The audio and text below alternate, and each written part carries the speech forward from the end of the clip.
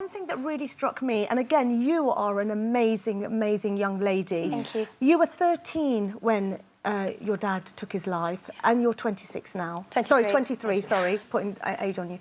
23 now. What came across to me was that you were watching videos that you'd never seen before of your father on the documentary. How did that change your perception of him? Did it change your... Could you see that he was unwell when you watched the videotapes again? Yeah, I could. But I mean, I could see it when I was a child before that anyway. I knew there was something wrong with him, but then when we watched the home footage, you could...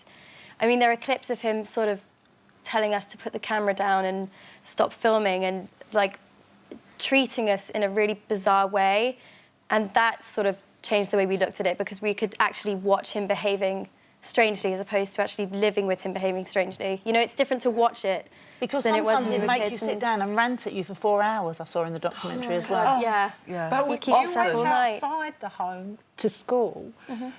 When you were at school and then you went back into your world, did you tell the people at school, or was it something, not like a secret, but you know what I'm saying, that it was like your club in the family, your world, that nobody really knew about? We were really isolated at home. Like, we didn't really go out very much as children because he kind of kept us inside. Yeah. But generally speaking, nothing seemed bizarre because it was just normal. The way he was normal because we were kids. And if he said we were going to spend hours organising crayons, then that's what we were going to do. But you also found his diaries, and there was something quite shocking in the diaries, wasn't there? Yeah, it was a notepad that we found. Yeah. Funnily enough, Jamie found it, Casey found it, and I found it all individually. Yeah. And we all thought we'd dreamt it, so none of us ever said anything to each other about it until about 18 months later, and I thought I was going mad. Yeah. I thought I'd dreamt Can you tell up. us what it said in the diary? Yeah, it was detailed, a detailed plan of how he was going to lock all the children in their bedrooms and then bring them down and kill them one by one in front of me, as a punishment to me.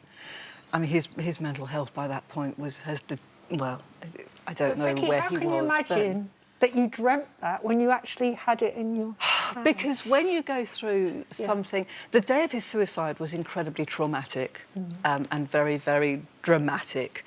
And I think the three of us thought that the trauma of the day had created this weird entity in our heads that wasn't real. We only found that like a couple of days after he'd actually...